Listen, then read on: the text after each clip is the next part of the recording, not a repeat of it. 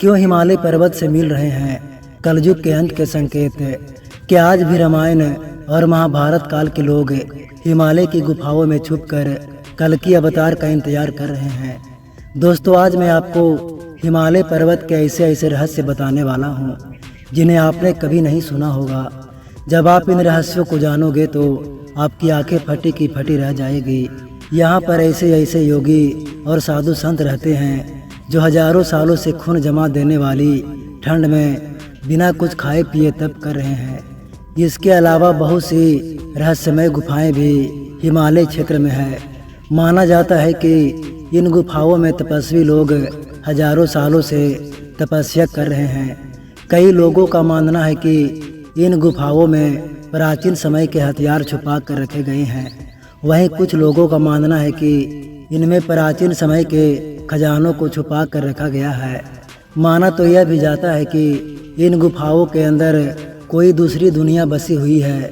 इन रहस्यमय गुफाओं के बारे में भी हम लोग आगे वीडियो में जानेंगे।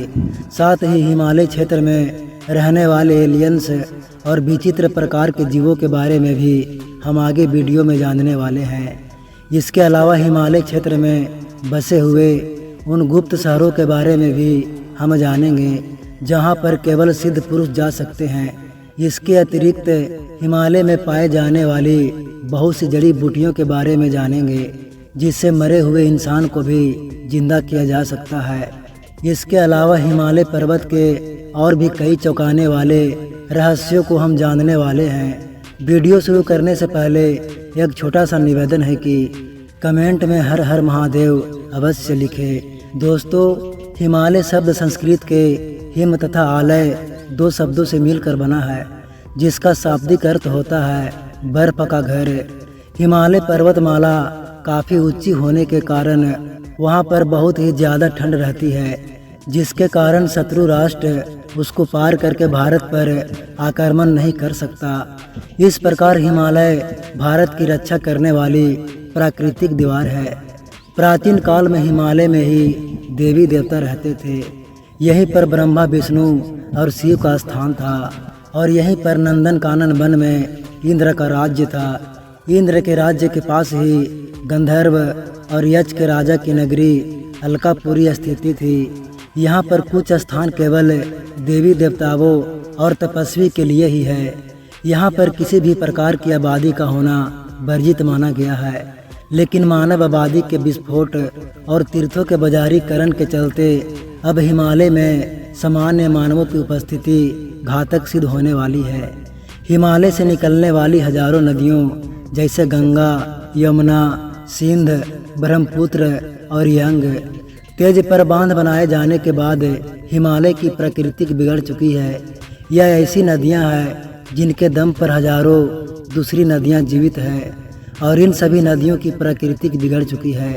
केदारनाथ और कश्मीर में आई भयानक बाढ़ से भी मनुष्य यदि सबक नहीं लेते हैं तो एक दिन पूरी दुनिया को हिमालय प्रलय की भूमि में बदल देगा। तमाम शोधों के बाद यह ज्ञात हुआ है कि मानव की उत्पत्ति हिमालय में ही हुई है। हिमालय का क्षेत्र ही मानव की स्वाभाविक जन्मस्थली है और इसका सबसे बड़ा प्रमाण है यहाँ जीवाश्म का पाया जाना, जो विश्व में अन्य जगहों पर पाए गए दूसरे सभी जीवाश्म की अपेक्षा कहीं ज़्यादा पुराने हैं। हिमालय में जैन, बौद्ध और हिंदू संतों के कई प्राचीन मठ और गुफाएं हैं। मान्यता है कि गुफाओं में आज भी कई ऐसे तपस्वी हैं जो हजारों वर्षों से तपस्या कर रहे हैं। इनमें से ज्ञानगंज मठ सबसे ज़्यादा रहस्यमय है। ज्ञानगंज मठ के बारे में कहा जाता है कि यहाँ ऋषि मुनि तपस्या में लीन रहते हैं। इस मठ के बारे में कई किताबें लिखी जा चुकी है, लेकिन हिमालय में इसकी सही स्थिति की जानकारी किसी के पास नहीं है। इस मठ को लेकर ऐसे मान्यता है कि यहाँ केवल सिद्ध महात्मा ही जा सकते हैं, कोई भी आम इंसान वहाँ तक नहीं पहुँच सकता। यहाँ पर रहने वाला हर कोई अमर होता है, उसकी कभी भी मृत्यु नहीं होती है, क्योंकि यहाँ पर पहुँचे हुए व्यक्ति या वस्तु का संबंध दुनिया से खत्म हो जाता है। इस जगह पर काल यानी समय का भी कोई असर नहीं होता है। इसलिए यहाँ पर शारीरिक शक्ति और मानसिक चेतना बहुत अधिक बढ़ जाती है। कई लोगों ने यहाँ पहुँचने का दावा किया है, लेकिन यहाँ का सही रास्ता किसी को भी नहीं दिखता है। इस जगह का संबंध किसी दूसरे लोक से माना जाता है। इस सिद्ध आश्रम का जिक्र रामायण, महाभारत और वेदों में भी वर्णित है। अंग्रेज लेखक जेम्स हिल्टन ने अपने उपन्यास द लास्ट होराइजन में इस जगह का जिक्र किया है। चीन की सेना ने आधुनिक उपकरणों से इस जगह को ढूंढने का काफ़ी प्रयास किया, लेकिन सफलता उनके हाथ नहीं लगी। हिमालय में स्थित पांडव गुफा भी अपने आप में कई रहस्य समेटे हुए है। यह सबसे लंबी, पुरानी और रहस्यमय गुफा है। भगवान शिव ही नहीं बल्कि पांडवों ने भी यहाँ तपस्या की थी। यह गुफा हिमाचल के सोलन जिले के करोल पहाड़ पर स्थित है। पांडव गुफा के नाम से विख्यात यह गुफा कितनी बड़ी है, जिसका आज तक कोई पता नहीं लगा पाया। कहते हैं कि गुफा के अंदर कई अजीबोगरीब चीज़ें हैं, जिन्हें देखने के बाद किसी के भी अंदर जाने की हिम्मत नहीं होती। मान्यता है कि इस गुफा में भगवान शिव और उनका परिवार रहता था। गुफा के अंदर कई शिवलिंग भी बने हुए हैं। ऐसे में यह गुफा भगवान शिव से जुड़े हुए अनेक रहस्यों को समेटे हुए है। ऐसा माना जाता है कि अज्ञातवास के दौरान पांडवों ने भी यहाँ तपस्या की थी। गुफा के अंदर थोड़ी दूरी पर एक विशाल झील बनी हुई है। कहते हैं कि 2 साधु इस गुफा का रहस्य जानने के लिए अंदर गए थे, लेकिन वो कभी वापस नहीं लौटे। यह गुफा कितनी बड़ी है इसका पता आज तक नहीं चल पाया है, लेकिन अनुमान है कि यह करीब 25 से 30 किलोमीटर लंबी हो सकती है। कुछ लोग गुफा के करीब 1 किलोमीटर अंदर तक गए हैं। अंदर जाते ही यह गुफा काफ़ी चौड़ी हो जाती है। इस दौरान शिवलिंग, शेषनाग जैसी आकृतियाँ गुफा के अंदर दिखने लगती है। वैज्ञानिकों की टीम भी इस गुफा का मुआयना कर चुकी है। टीम ने अंदेशा जताया था कि इस गुफा के अंदर बड़ी झील हो सकती है। ऐसी ही दूसरी गुफा शिवकोड़ी गुफा है। इस गुफा में कई ऐसे रहस्य हैं जिनका जवाब विज्ञान के पास भी नहीं है। ऐसा माना जाता है कि इस गुफा को स्वयं भगवान शिव ने बनाया था। इस गुफा के अंदर आपको विभिन्न प्रजाति के कबूतर देखने को मिलेंगे, लेकिन इसके बाहर इस इलाके में आपको एक भी कबूतर नहीं मिलेगा। यहाँ के स्थानीय निवासी कहते हैं कि इतनी ऊंचाई पर कबूतरों का पाया जाना वास्तव में हैरानी वाली बात है। यह कबूतर कहाँ से आते हैं और कैसे इसके अंदर रहते हैं, इसका जवाब किसी के पास नहीं है। एक कथा अनुसार भस्मासुर ने भगवान शिव से वरदान लिया था कि वह जिस पर भी हाथ रखेगा वह चीज़ जलकर भस्म हो जाएगी। तब भस्मासुर ने शिव को ही भस्म करने की कोशिश की थी। दोनों में भयंकर युद्ध हुआ। तब शिव इस गुफा में आ गए। भगवान विष्णु ने मोहिनी रूप धारण कर भस्मासुर को मोहित करके उसके ही सर पर हाथ रखवा दिया और वह स्वयं ही भस्म हो गया। यह गुफा अद्भुत रहस्यों से भरी पड़ी है। यहाँ पर बिना किसी बारिश और अन्य किसी स्रोत के भी छत से पानी टपकता रहता है। भले ही बाहर कितना भी सूखा हो, इसके अंदर पानी टपकता ही रहता है। आइए अब जानते हैं कि महाभारत काल और रामायण काल के कौन कौन से लोग हिमालय की गुफाओं में छुपकर हजारों सालों से आज भी तप कर रहे हैं और कल के अवतार का इंतजार कर रहे हैं। नंबर 1 पर है अत्रि। अत्रि नाम के कई ऋषि हुए हैं। एक है ब्रह्मा के पुत्र अत्रि। इन्होंने कर्दम की पुत्री अनुसुईया से विवाह किया था। इनके ही पुत्र दत्तात्रेय, चंद्रमा और दुर्वासा थे। इनका आखिरी अस्तित्व चित्रकूट में सीता अनुसुईया संवाद के समय तक प्रकट हुआ था। कहते हैं कि वे भी हिमालय के किसी क्षेत्र में रहते हैं। नंबर 2 पर है दुर्वासा ऋषि। दुर्वासा ऋषि के नाम आप सभी ने सुना होगा। उन्होंने सतयुग में इंद्र को श्राप दिया था। उन्हें राम के युग में भी देखा गया था और वे द्वापर युग में भी श्री कृष्ण के पुत्र शाम को भी साथ देते हुए नजर आते हैं। कहते हैं कि वे सशरीर आज भी जिंदा है और हिमालय के ही किसी क्षेत्र में रहते हैं। नंबर 3 पर है ऋषि वशिष्ठ। ऋषि वशिष्ठ नाम से कालांतर में कई ऋषि हुए। एक वशिष्ठ ब्रह्मा के पुत्र है, दूसरे इवाक के काल में हुए, तीसरे राजा हरिश्चंद्र के काल में हुए और चौथे राजा दिलीप के काल में, पांचवें राजा दशरथ के काल में हुए और छठवें महाभारत काल में हुए। पुराणों में कुल 12 वशिष्ठ का जिक्र है, लेकिन कहा जाता है कि जो ब्रह्मा के पुत्र थे वे आज भी जीवित हैं और वही हर काल में प्रकट होते हैं। उनका स्थान हिमालय के किसी क्षेत्र में बताया जाता है। यह कलयुग में जब कल्कि अवतार होगा तब प्रकट होंगे और कलयुग के अंत में महत्वपूर्ण भूमिका निभाएंगे। नंबर 4 पर है राजा बलि। असुरों के राजा बलि या बाली की चर्चा पुराणों में बहुत ज़्यादा होती है। वह अपार शक्तियों का स्वामी लेकिन धर्मात्मा था। दान पुण्य करने में वह कभी पीछे नहीं हटता था। उसकी सबसे बड़ी खामी यह थी कि उसे अपनी शक्तियों पर बहुत ज़्यादा घमंड था और वह खुद कोई ईश्वर के समक्ष मानता था और देवताओं का घोर विरोधी था। विष्णु जी ने कश्यप ऋषि के यहाँ वामन रूप में जन्म लेकर राजा बलि से दान में 3 पग धरती मांग ली थी। शुक्राचार्य ने राजा बलि को इसके लिए सतर्क किया था, लेकिन राजा बलि ने उसे सीधा साधा ब्राह्मण समझकर 3 पग धरती दान में देने का संकल्प व्यक्त कर दिया। तब 52 रूपी भगवान विष्णु ने विराट रूप धरकर 2 पग में तीनों लोक नाप लिए, जिसके बाद तीसरा पग राजा बलि ने अपने सिर पर रखने को कहा, जिसके बाद वह पाताल लोक चले गए। राजा बलि से श्री हरि अति प्रसन्न हुए और उन्होंने उसे न केवल चिरंजीवी होने का वरदान दिया बल्कि वे खुद राजा बलि के द्वारपाल भी बन गए। कहते हैं कि राजा बलि आज भी जिंदा है और वह हिमालय की किसी गुफा या जंगल में रहते हैं और कलयुग के अंतिम समय में एक बार फिर से वे दुनिया के सामने आने वाले हैं।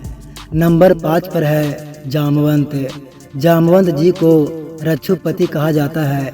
जामवंत जी की आयु परशुराम जी और हनुमान जी से भी लंबी है, क्योंकि उनका जन्म सतयुग में राजा बलि के काल में हुआ था। परशुराम से बड़े हैं जामवंत और जामवंत से बड़े हैं राजा बलि। जामवंत सतयुग और त्रेता युग में भी थे और द्वापर में भी उनके होने का वर्णन मिलता है। जामवंत जी ने ही हनुमान जी को उनकी शक्तियों को याद दिलाया था। श्री कृष्ण जी की एक पत्नी जामवंत की ही पुत्री थी। जामवंत जी को जो कलयुग के अंत तक रहेंगे, कहते हैं कि हिमालय की किसी गुफा में आज भी रहते हैं। नंबर 6 पर है परशुराम। भगवान विष्णु के छठे अवतार परशुराम कली काल के अंत तक सशरीर रहेंगे। परशुराम सतयुग में थे जब उन्होंने अपने फरसे से श्री गणेश जी का एक दांत तोड़ दिया था। त्रेता युग में भगवान राम द्वारा शिव जी का धनुष तोड़े जाने के समय वे आए थे और उन्होंने राम को आशीर्वाद दिया था। इसके बाद द्वापर युग में उन्होंने श्री कृष्ण को चक्र प्रदान किया था। कुछ लोग कहते हैं कि भगवान श्री हरि विष्णु जी के कलयुग में होने वाले कल्कि अवतार को भगवान परशुराम जी द्वारा ही वेद वेदांत की शिक्षा प्रदान की जाएगी। वे कल्कि को भगवान शिव की तपस्या करके उन्हें दिव्यास्त्र प्राप्त करने के लिए कहेंगे।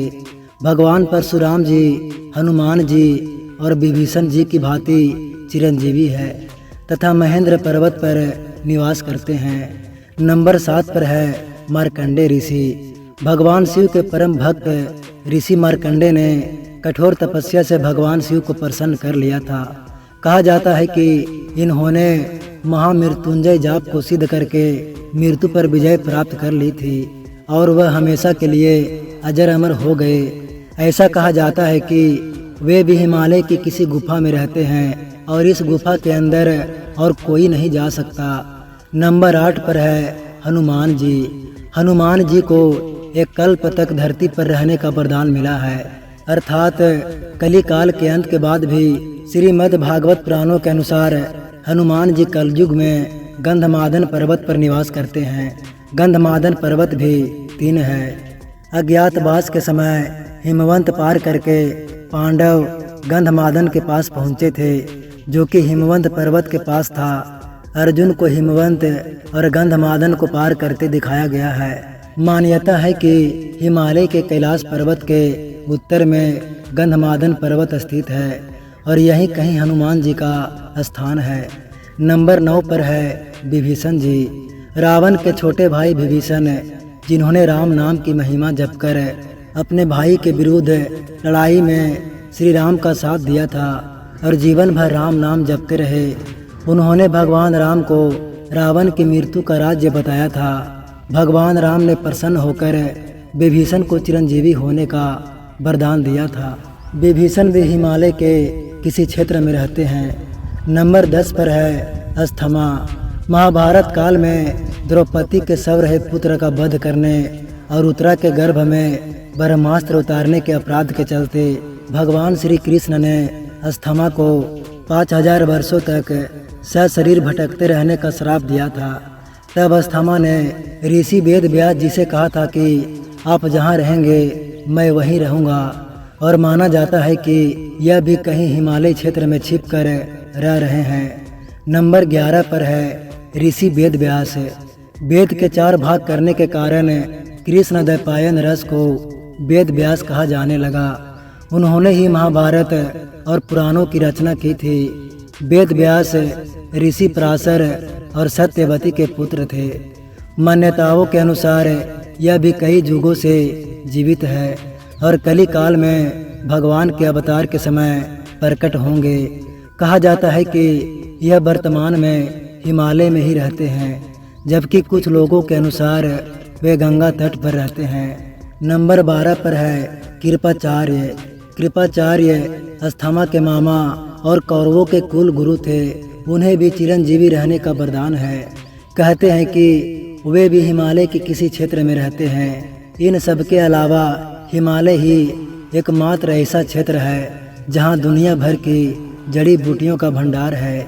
हनुमान जी हिमालय के एक क्षेत्र से ही संजीवनी का पर्वत उठा कर लाए थे। नारी लता नामक पौधा भारत में हिमालय क्षेत्र में ही पाया जाता है। इसका फूल 20 साल में सिर्फ एक बार दिखता है। यह फूल एक स्त्री के आकार का होता है। हिमालय में ऐसे कई पेड़ पौधे हैं जो एक स्थान से दूसरे स्थान पर पहुंच जाते हैं। विश्व भर के वैज्ञानिक मानते हैं कि धरती पर कुछ जगहों पर दूसरे ग्रह के लोग छुपकर रहते हैं। उन जगहों में से एक है हिमालय। भारतीय सेना और वैज्ञानिक इस बात को स्वीकार नहीं करते, लेकिन वे लोग इसे अस्वीकार भी नहीं करते हैं। भारतीय सेना और भारत तिब्बत सीमा पुलिस की यूनिटों ने सन 2010 में जम्मू और कश्मीर के लद्दाख क्षेत्र में उड़ने वाली अनजान वस्तुओं को देखे जाने की खबर थी, लेकिन बाद में इस खबर को दबा दिया गया। 30 अक्टूबर 2011 को सुबह 4:15 पर रात की ड्यूटी कर रहे भारतीय सेना के एक जवान ने गोलाकार वाला उज्जवल चमकती रोशनी से जगमगाता एक अंतरिक्ष यान सीमा रेखा के नज़दीक एक सीमांत बस्ती में उतरते देखा, जिसमें से उस जवान को करीब 3 फुट ऊंचे जीव, जिनमें प्रत्येक के 6 पैर और 4 आंखें थी, उतरते हुए दिखाई दिए और अचानक से गायब हो गए। आश्चर्य की बात तो यह थी कि जो प्रकाश पुंज आंखों से देखे जा सकते हैं वे रडार की नज़र में नहीं आ सके।